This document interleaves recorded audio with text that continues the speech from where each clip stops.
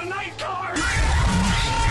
It ain't a hot take, but it ain't a cold take either. It's just a very medium take. Dead by Daylight is just the video game adaptation of Final Destination, right? Hear me out.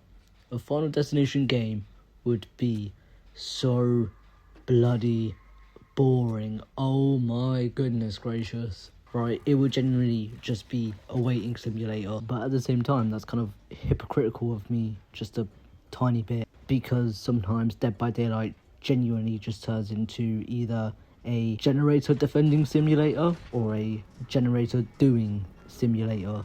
People in Dead by Daylight want to be chased. Like, that is simply just there. Even if you yourself love being on a generator secretly, you know you don't. Like, the most fun part about it, the fun part about the game is getting chased, whereas in contrast to Final Destination, no one wants to get chased. Like, that is like a genuine nightmare. Now, someone who has been a fan of both Final Destination and Dead by Daylight for quite a long time, I wanted to, compare them to, because they are pretty identical, right? So, using my big beautiful brain, I found out that they follow 3 rules each.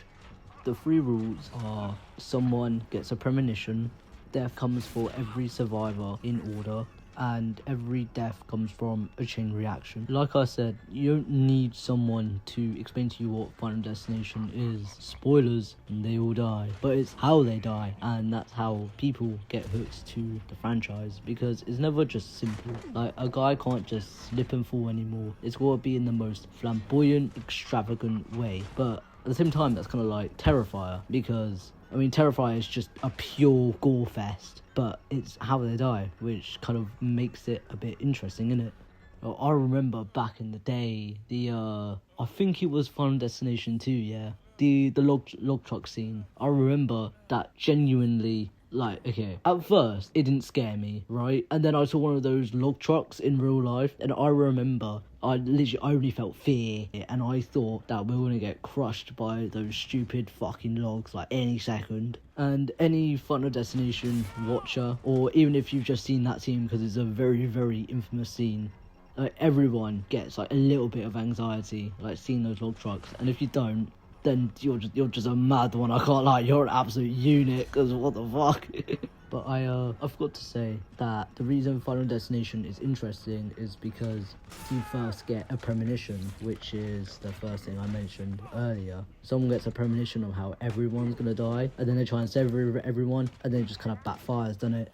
This is where I'm going to start linking Final Destination and Dead by Daylight. So it first starts off with the premonition. So even though you can't fully predict how a match is going to go, you sort of get hints, right? And I know Final Destination, they love giving hints of how the person's going to die in their films. That's kind of like Dead by Daylight. Alright, and for this, I'm just giving a solo queue perspective, because I just play on my ones, innit? Alright, so you're chilling, doing something, hopefully being productive, and then at the corner of your eye, you just see shat palette, or just like a really, really good palette, just gone. And then you take a little bit of a closer look, and you see the survivor just running around the map, just going drop, drop, drop, drop, drop, drop, drop, drop, just to everything, not even looking behind them. And in your head, you're thinking, oh my days, it's gonna be one of them games, isn't it? Now, I don't really get survivor stereotypes, right? Play whoever you want. Like, I actually don't care. We're all probably gonna die the same way anyway, so it is what it is, isn't it? However, have you ever just had that time when you just see a Leon just sprinting at you, full speed, not looking behind them, and then you hear the terror radio just getting louder, and you're like, oh, okay, yeah, cheers, mate, really helps me out with that. Do you want to go shack now and make out? No, maybe the killer can join us. Should we invite them in for a threesome, or no? I don't discriminate, right? The exact same concepts, but just for killer, works too. Like, when you're running like a full hex build, and they like all the hexes genuinely like spawned like right in the survivors' minges, or that like someone has bored over, and then like the door frame that you're trying to get out of, it just starts calling you a bit lardy. I have like genuine PTSD from fucking Badham. Oh my goodness gracious. I remember there was this one time when there was just a boil over squad and they'd die right in the corner of like the, not the basement, like the downstairs area bit, and it would be impossible to get them up. I couldn't hook them, I couldn't suck them. I remember I lost that game. I'm still livid about that. Anyways, before I start going on a tangent about how much I fucking hate Badham, these are like the low-key premonitions on how a match is gonna go. It might be low-key, but it's still a premonition. Like these are signs, these are the clues that are being dropped everywhere, just for you to be like, okay, yeah, it's one of them days, isn't it? So we've already identified how premonitions are basically in Dead by Daylight, because you can't read the future.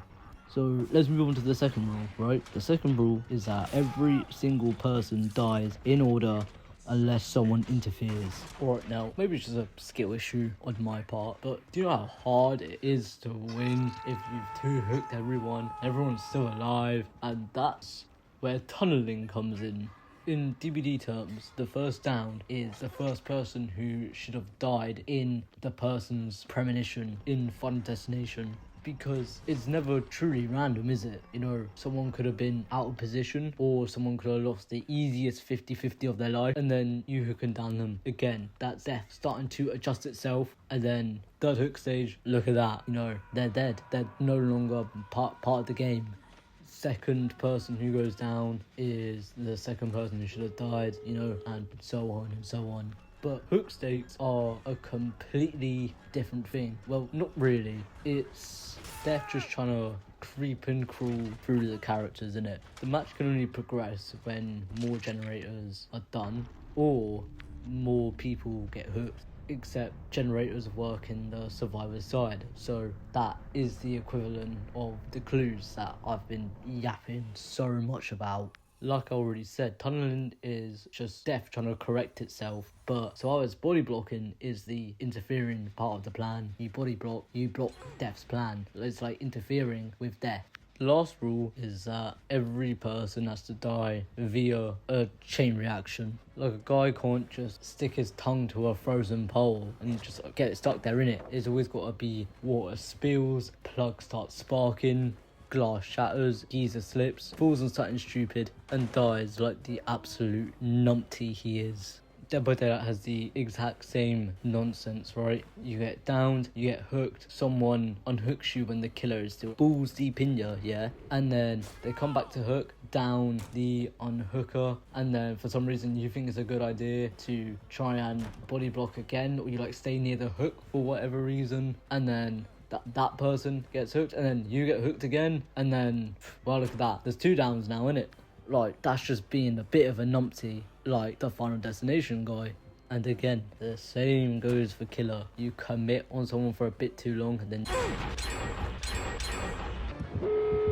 I'm guilty of it as well, but for some reason it's life or death that you have to get this survivor. What I described there is pretty much the snowball, innit? Like Final Destination, it's very hard to stop. The only difference is that in Final Destination, you're watching it happen to other people. But in Dead by Daylight, you are the victim, whether you're killer or survivor.